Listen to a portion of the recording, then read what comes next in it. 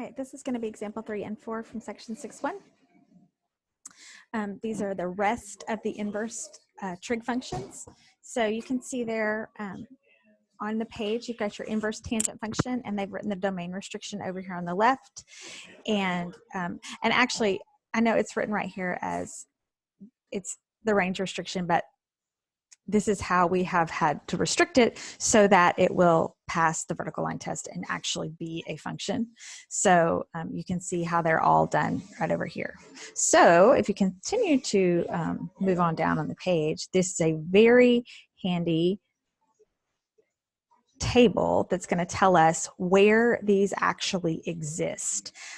This part is very helpful, I think, in quadrants 1 and 4, 1 and 2. So you can look at your answers and make sure that you're in the correct quadrant when you do these. All right, so first we're going to do, this one is degree measured angle. So they want us to do in degrees instead of in radians. And the first one is arc tangent. So I'm asking myself, where is tangent 1? Well, tangent is sine over cosine. In order for something to be 1, it has to be a number over itself. And the only place on the unit circle that that happens is at all of the pi over 4s, which is 45. And then the 45, you know, it's always cutting each quadrant in half, exactly in half.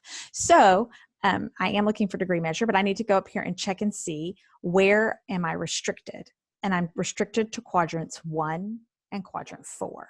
So my answer is going to be 45 degrees. And then because of the way this is written, negative pi over 2 and pi over 2, that's between 90 and negative 90. I would have to write this as negative 45 degrees. You couldn't go all the way around and write it as an obtuse angle because I'm restricted to just between 90 and negative 90. All right, so the next thing is secant. So inverse secant of 2. So where is secant 2?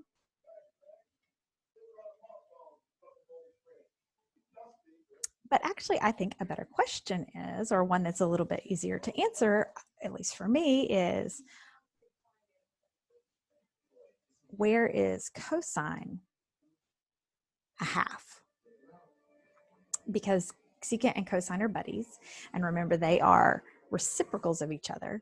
And so it would be this flipped over, and 2 over 1 flipped over is a half. And that one I just know from either from my table or from the left-hand trick. Cosine is the x value, which means I need a 1 on top. I fold in that finger. That is a 60-degree angle. So that's at 60. I'm going to go up and check cosine, and it would be in quadrant 1 and quadrant 2. And I don't need the one in quadrant 2 because that value would not be positive 1/2. That value would be negative 1/2. So it's just the 60-degree angle. All right, so down to 4. This time we're going to use our calculator.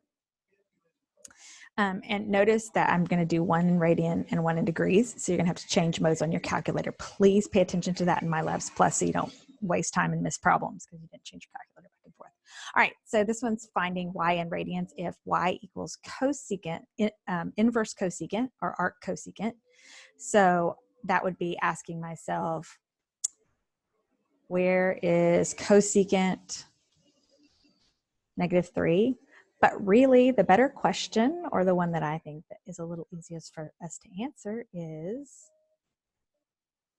where is sine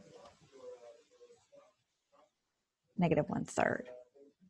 And that is what I can put, and actually this should be where is sine equal to -1/3. And this is where is cosecant equal to -3. And that is what I'm going to put in my calculator. So there's my calculator.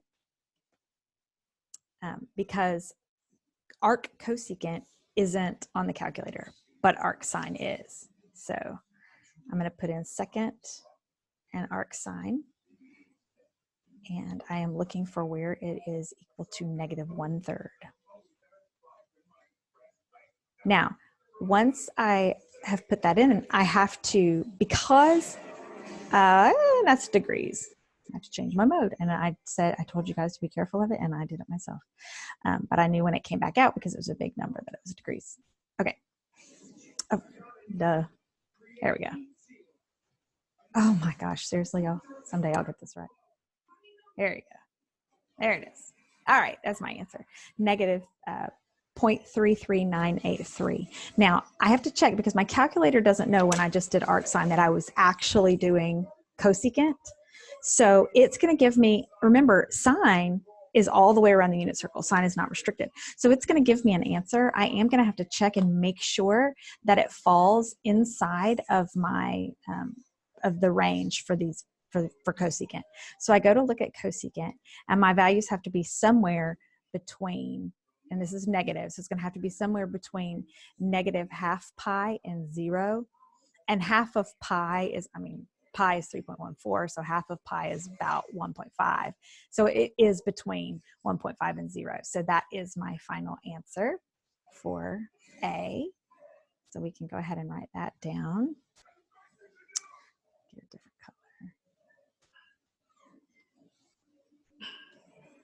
Negative 0.3398. All right, so I'm going to do the same thing for arc cotangent, but I am going to change my calculator from radian to degrees. So go to mode, change from radian to degrees. And again, I would be asking myself, where is cotangent this? But maybe the better question to ask would be, where is tangent equal to, I don't know why I wrote tang, but where is tangent equal to 1 over negative 0.3541? And that is what I'm going to put in the calculator. So arctangent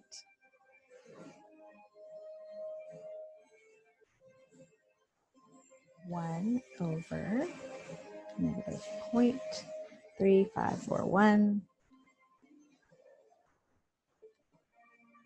and I get negative 70.5. Now, again, you have to remember that my calculator doesn't know that I'm looking for cotangent. It thinks I'm actually looking for tangent.